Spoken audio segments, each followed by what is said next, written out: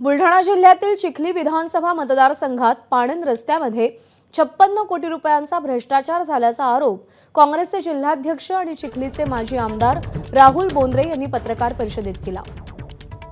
तर या संपूर्ण प्रकरणाची उच्चस्तरीय चौकशी करून कारवाई करावी अशी मागणी सुद्धा त्यांनी केली आहे।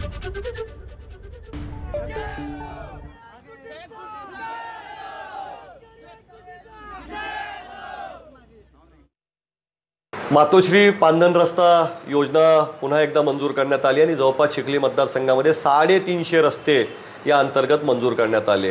हे पांदन रस्ते या योजनेतून करत असताना ठेकेदाराला फक्त 8 लाख रुपये देण्यात आले आणि पांदन रस्त्याचं लोकसहभागातून केलेलं जे काम होतं त्याचे पैसे वरच्यावर काढून टाकण्यात आले।